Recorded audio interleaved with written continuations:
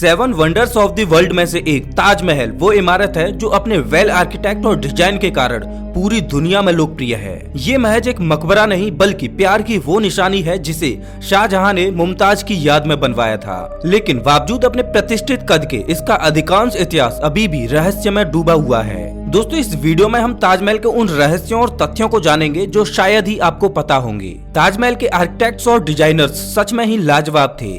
उनकी कलाकारी का कोई जवाब नहीं। वे आंखों को धोखा देने वाली आकृतियां बनाने में एक्सपर्ट थे।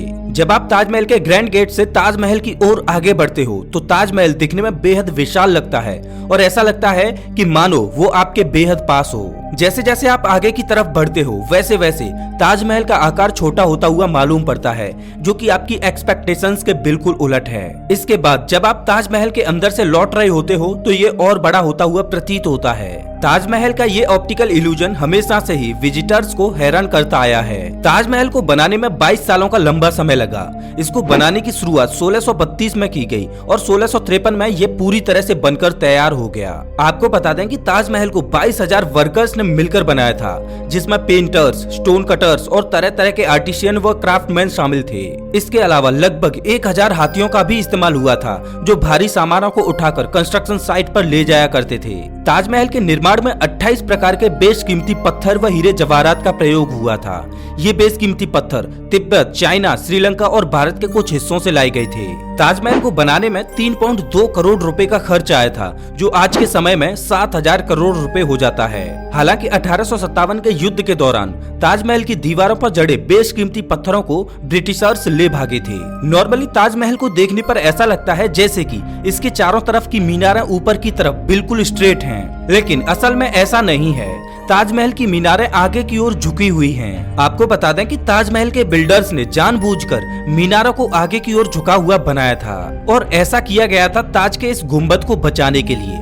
अगर कोई जोरदार भूकंप आता है और मीनारें गिरती हैं, तो बाहर की ओर झुके होने के कारण ये मीनारें आगे की ओर ही गिरेंगी, जिससे ताजमहल का ये गुंबद हमेशा के लिए सुरक्षित रहेगा। ताजमहल की नींव लकड़ियों से बनी हुई है, लेकिन अचंभे की बात तो ये है कि अगर ताजमहल की नींव लकड़ियों से ही बनी होती तो ताजमहल ज्यादा समय के लिए टिक नहीं पाता, क्योंकि लकड़ी समय के साथ कमजोर पड़ती रहती है, जिससे ताजमहल डगमगा जाता।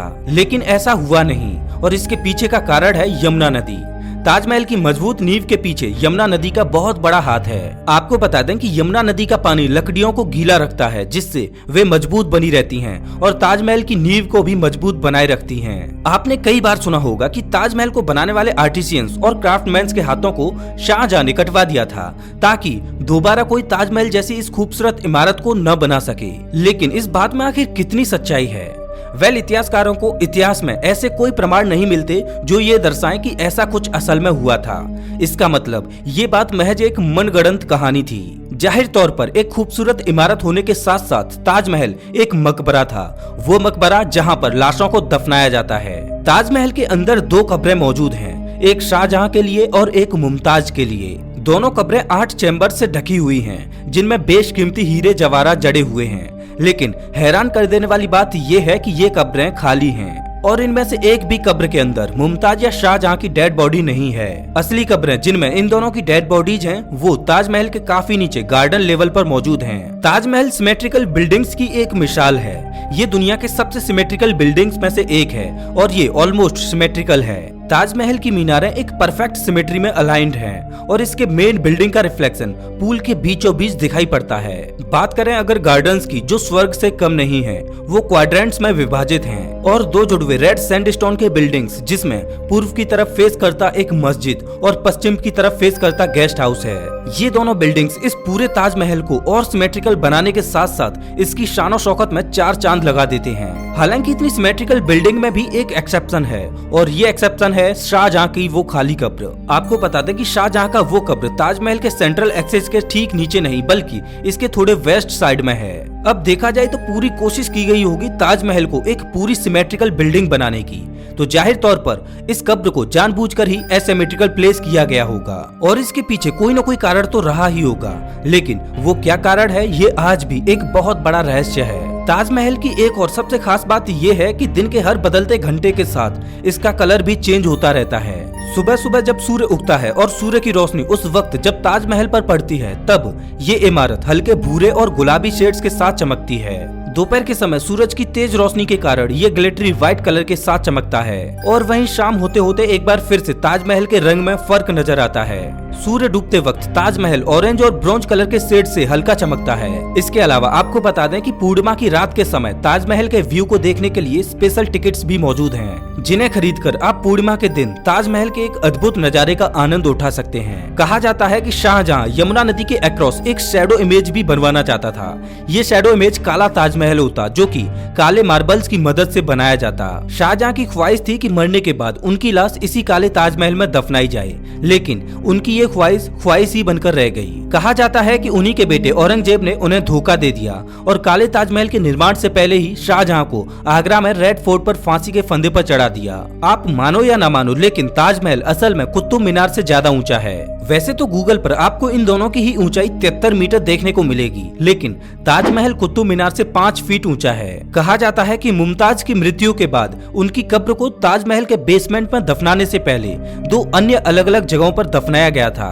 शुरुआत में मुमताज की मृत्यु के तुरंत बाद उनके शरीर को बुरहानपुर में दफनाया गया। उसके बाद इनके शरीर को आगरा शिफ्ट किया गया और ताजमहल के बेसमेंट में लगभग 12 सालों के लिए दफना दिया गया। मुमताज से जुड़ी एक और ऐसी कहानी है जिसे कई लोग सच मानते हैं तो कुछ इसे मनगढ़ंत कहानी बताते हैं। कहा जाता है कि मुमताज का शरीर ममीफाइड है, यानी कि ममीज की तरह ही उनके शरीर पर भी कपड़े लिपटे हुए हैं और इसी कारण दावा किया जाता है कि मौत के बाद उनके शरीर में कोई परिवर्तन नहीं आया है। खैर, इस बात में कितनी सच्चाई है इसका पता तो मुमताज की कब्र खोदने के बाद ही पता लगेगा। कहा जाता है कि ताजमहल का निर्माण केवल भारतीयों द्वारा नहीं हुआ था। उस्ताद अहमद लाहौरी, जो कि ताजमहल के चीफ आर्किटेक्ट थे, वो ईरान के रहने वाले एक पर्शियन व्यक्ति थे।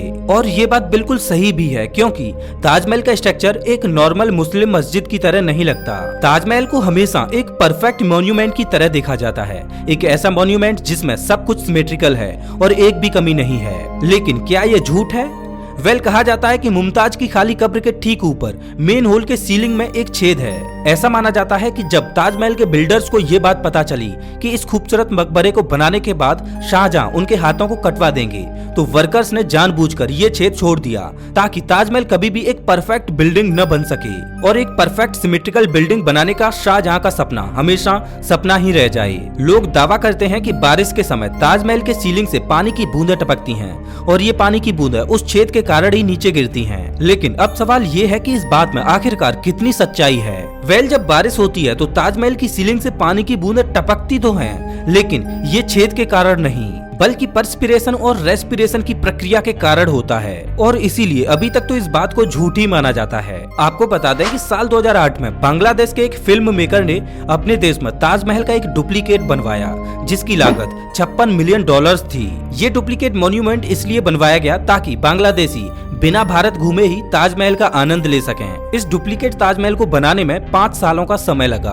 दोस्तों, दूसरे विश्व युद्ध के दौरान ASI द्वारा ताजमहल को छिपा दिया गया था। इससे एक विशाल मचान से ढक दिया गया था, जिससे ये बांस के भंडार जैसा लग रहा था। ऐसा इसलिए किया गया था ताकि वॉर के दौरान कोई इस पर हमला न करे। साल 1971 में एक बार फिर से सेफ्टी रीजंस के कारण भारत पाक युद्ध के दौरान इसे ढका गया था। आगरा में एयर पोल्यूशन होने के कारण व्हाइट मार्बल से बना ताजमहल बेहद ही तेजी से पीला होता जा रहा है। एयर पोल्यूशन के इस दुष्परिणाम से ताजमहल को बचाने के लिए इसके 500 मीटर के अंदर किसी भी पॉल्यूटिंग व्हीकल को अनुमति नहीं है। खैर दोस्तों, अपने सभी रहस्यों और तथ्यों के साथ ताजमहल दुनिया के 7 अजूबों में से एक बना रहेगा। सदियों पहले बनी ऐसी राजसीय इमारत के साथ कई कहानियां आना लाजमी है, लेकिन बावजूद इसके ताजमहल की खूबसूरती कभी कम नहीं होगी। हमेशा से ही ताजमहल भारतीयों को गौरवान्वित महसूस करवाता आया है और ताजमहल केवल आगरा उत्तर प्रदेश की ही नहीं बल्कि पूरे भारत की शान है।